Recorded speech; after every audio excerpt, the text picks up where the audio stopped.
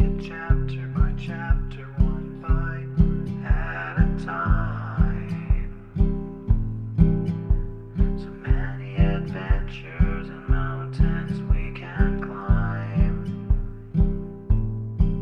Take it word for word, line by line, one bite at a time.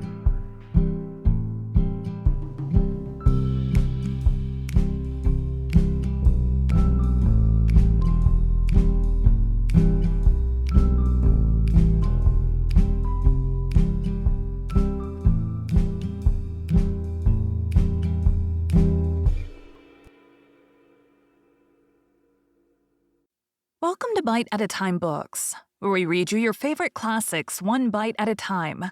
My name is Bree Carlile, and I love to read, and wanted to share my passion with listeners like you. If you want to know what's coming next and vote on upcoming books, sign up for our newsletter at biteatatimebooks.com. You'll also find our new t-shirts in the shop, including podcast shirts and quote shirts from your favorite classic novels. Be sure to follow my show on your favorite podcast platform so you get all the new episodes. You can find most of our links in the show notes. But also our website, biteatatimebooks.com, includes all of the links for our show, including to our Patreon to support the show, and YouTube, where we have special behind the narration of the episodes. We're part of the Bite at a Time Books Productions Network.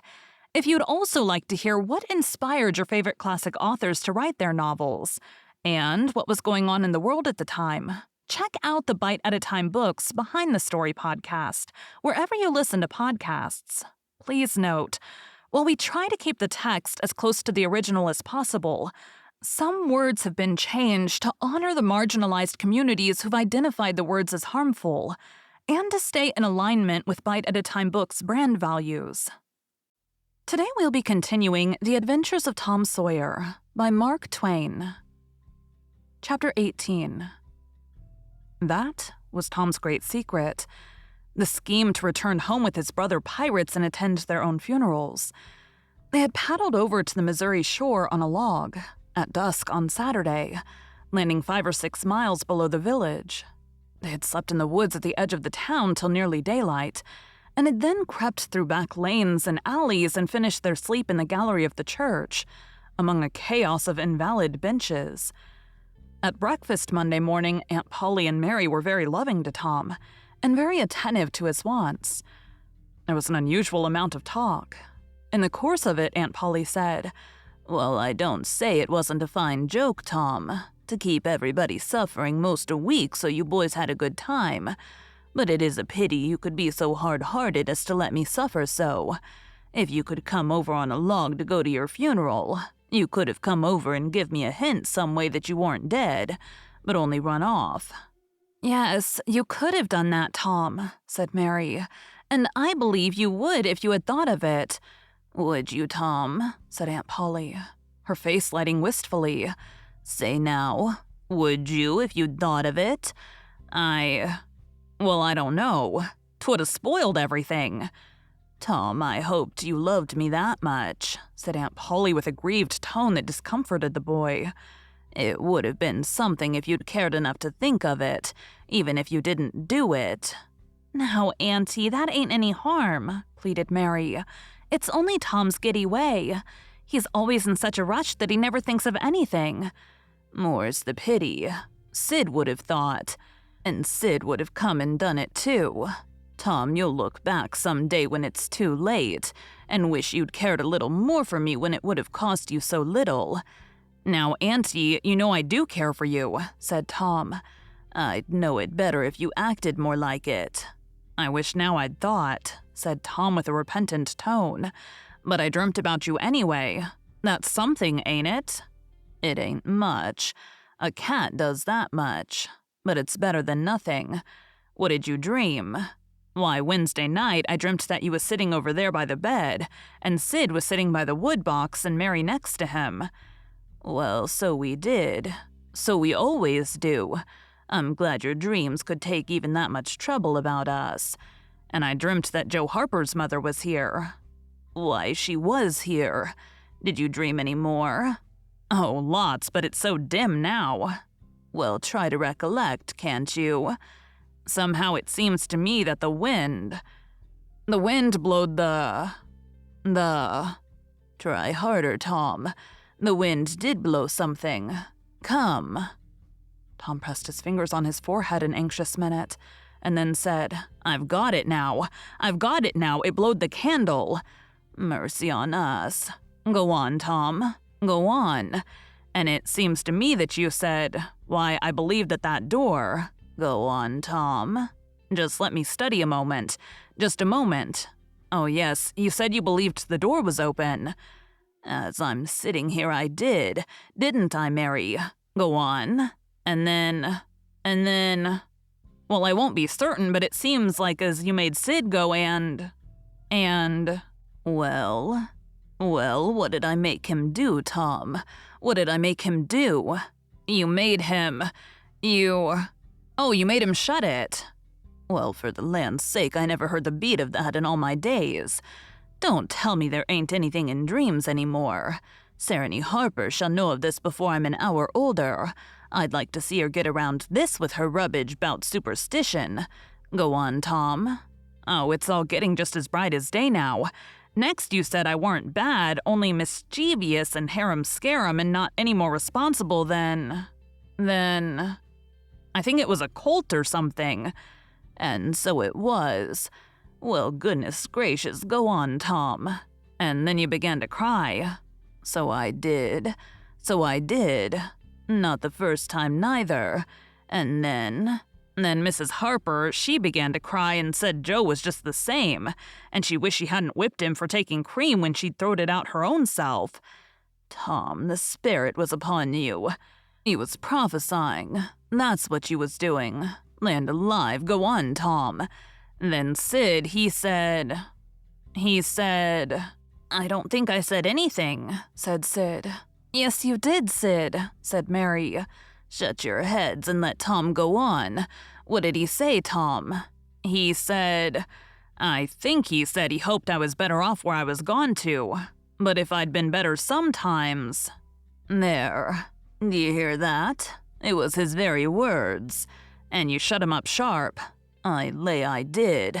There must have been an angel there.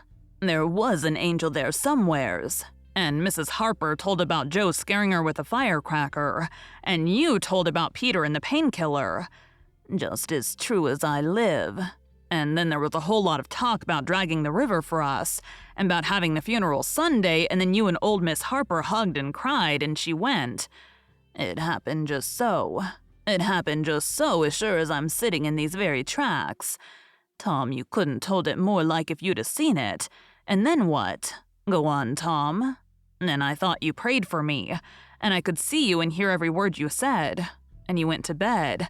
And I was so sorry that I took and wrote on a piece of sycamore bark, "We ain't dead, we're only off being pirates," and put it on the table by the candle. And then you looked so good laying there asleep that I thought I went and leaned over and kissed you on the lips. Did you, Tom? Did you? I just forgive you everything for that. And she seized the boy in a crushing embrace that made him feel like the guiltiest of villains. It was very kind, even though it was only a... dream, Sid soliloquized just audibly. Shut up, Sid. A body does just the same in a dream as he'd do if he was awake. Here's a big Milam apple I've been saving for you, Tom, if you was ever found again. Now go along to school. I'm thankful to the good God and Father of us all I've got you back. That's long-suffering and merciful to them that believe on him and keep his word, though goodness knows I'm unworthy of it. But if only the worthy ones got his blessings and had his hands to help them over the rough places, there's few enough would smile here or ever enter into his rest when the long night comes. Go long, Sid, Mary, Tom, take yourselves off. You've hindered me long enough. The children left for school, and the old lady to call on Mrs. Harper and vanquish her realism with Tom's marvelous dream. Sid had better judgment than to utter the thought that was in his mind as he left the house. It was this: pretty thin. As long a dream as that, without any mistakes in it. What a hero Tom was become now. He did not go skipping and prancing, but moved with a dignified swagger as became a pirate who felt that the public eye was on him. And indeed it was. He tried not to seem to see the looks or hear the remarks as he passed along, but they were food and drinks to him. Smaller boys than himself flocked at his heels, as proud to be seen with him and tolerated by him as if he had been the drummer at the head of a procession, or the elephant leading a menagerie into town. Boys of his own size pretended not to know he had been away at all, but they were consuming with envy nonetheless.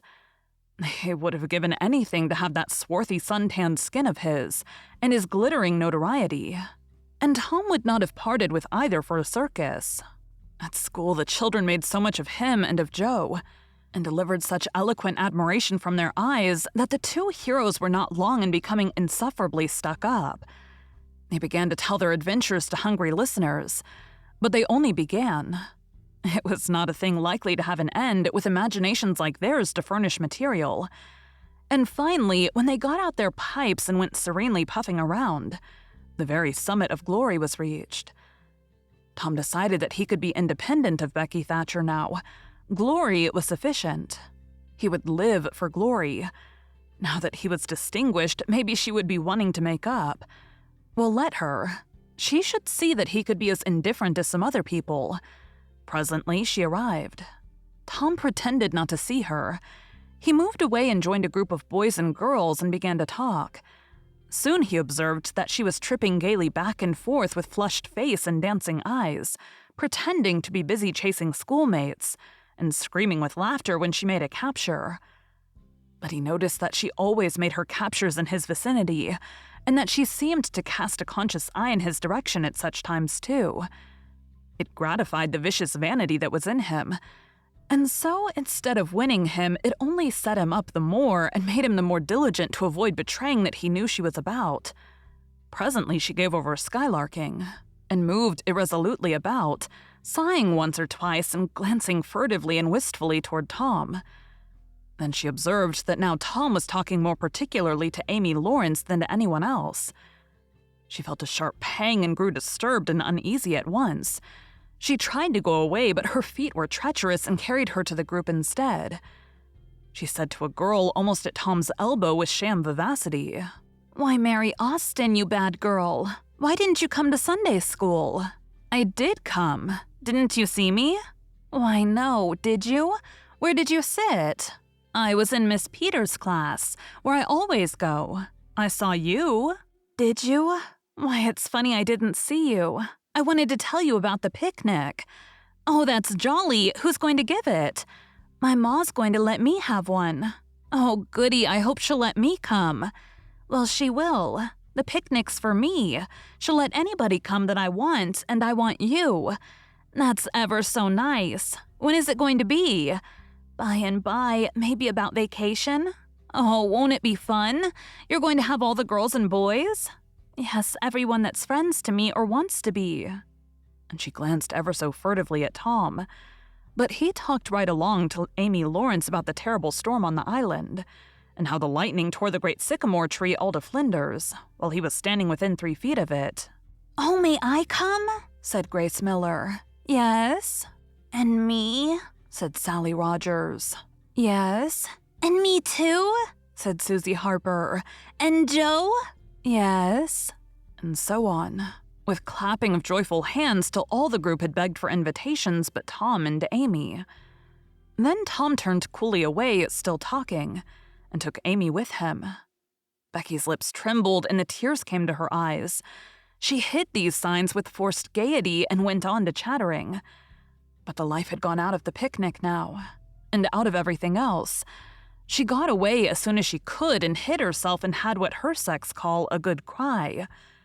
Then she sat moody with wounded pride till the bell rang. She roused up now, with a vindictive cast in her eye, and gave her plaited tails a shake and said she knew what she'd do. At recess, Tom continued his flirtation with Amy with jubilant self-satisfaction, and he kept drifting about to find Becky and lacerate her with the performance. At last he spied her, but there was a sudden falling of his mercury. She was sitting cozily on a little bench behind the schoolhouse, looking at a picture book with Alfred Temple. And so absorbed were they, and their heads so close together over the book that they did not seem to be conscious of anything in the world besides. Jealousy ran red hot through Tom's veins. He began to hate himself for throwing away the chance Becky had offered for a reconciliation. He called himself a fool, and all the hard names he could think of.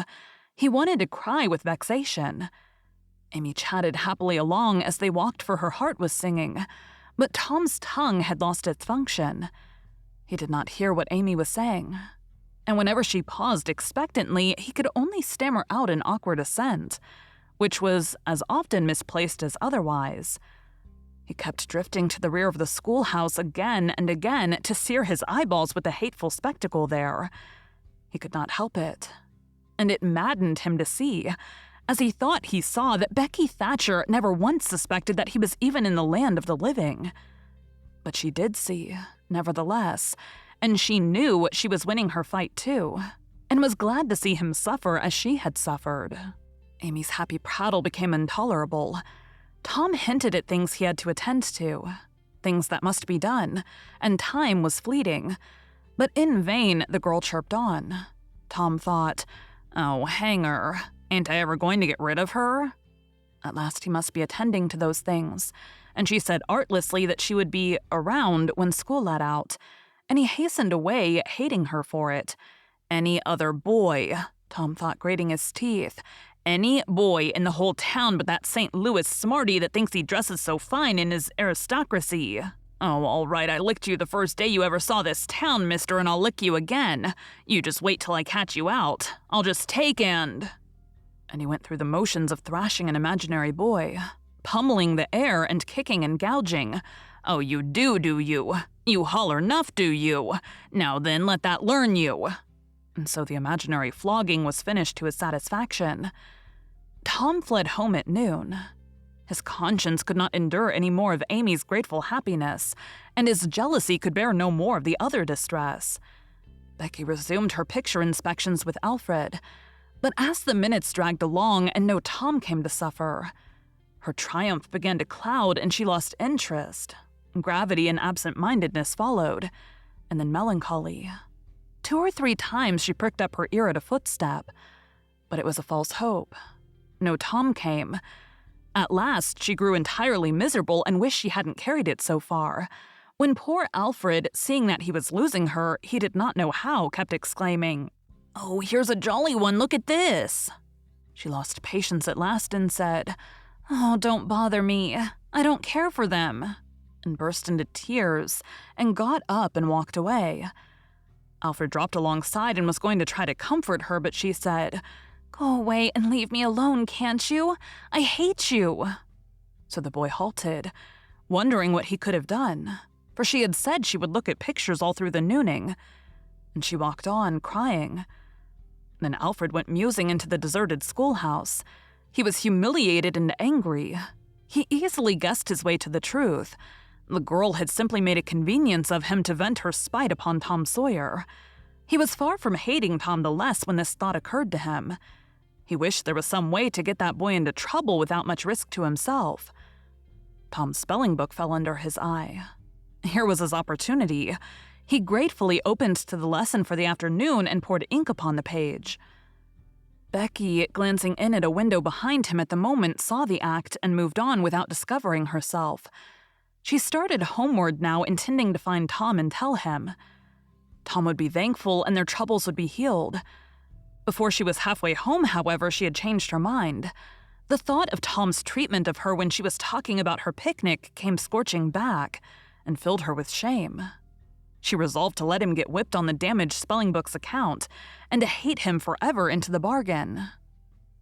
Thank you for joining Bite at a Time Books today, while we read a bite of one of your favorite classics. Again, my name is Bree Carlile, and I hope you come back tomorrow for the next bite of the Adventures of Tom Sawyer. Don't forget to sign up for our newsletter at biteatatimebooks.com and check out the shop. You can check out the show notes or our website, biteatatimebooks.com, for the rest of the links for our show. We'd love to hear from you on social media as well.